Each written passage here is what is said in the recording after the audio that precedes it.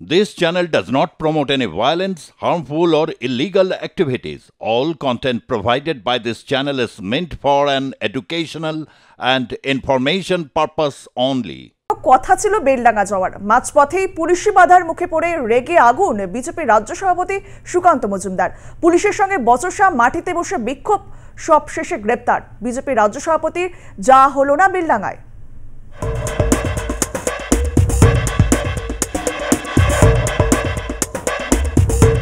সম্প্রতি বেলডাঙ্গায় অশান্তির বাতাবরণ। অশান্তির মাঝেই বেলডাঙ্গায় যাচ্ছিলেন বিজেপি রাজ্য সভাপতি সুকান্ত মজুমদার।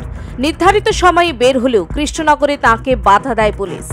বিজেপি রাজ্য সভাপতি বেলডাঙ্গায় গেলে আইন শৃঙ্খলা পরিস্থিতির অবনতি হবে বলে বাধা দেওয়া হয় সুকান্ত মজুমদারকে। জলঙ্গি ব্রিজের কাছে যেখানে তাঁকে আটকে দেওয়া হয় সেখান থেকে বেলডাঙ্গার দূরত্ব 50 কিলোমিটার। পুলিশি বাধার মুখে পড়ে ক্ষোভে ফেটে পড়েন বিজেপি রাজ্য সভাপতি। ওখানেই বসে পড়েন তিনি। আর বেলডাঙ্গায় অশান্তির পিছনে দায়ী করেন রাজ্য সরকার ও পুলিশ প্রশাসনকে। বেলডাঙ্গাতে 163 বা পুরনো 144 ধারা লাগু করা হয়েছে।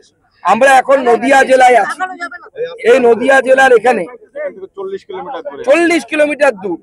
এখানে 144 ধারা নেই, কিন্তু তবুও আমাদেরকে 144 ধারা না থাকা সত্ত্বেও 144 ধারা অজুহাত দিয়ে আমাদেরকে আটকে দেওয়া হলো।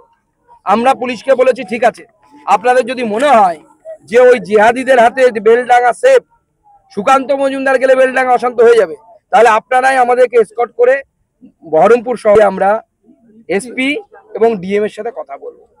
প্রশাসন সেটাতে পর্যন্ত রাজি না।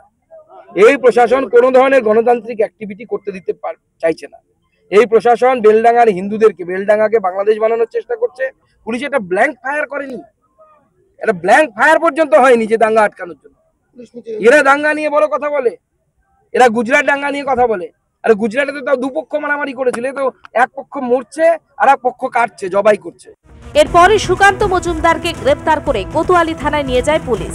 সুকান্ত মজুমদারকে গ্রেপ্তার করায় বানচাল হয়ে যায় বিজেপির কর্মসূচি।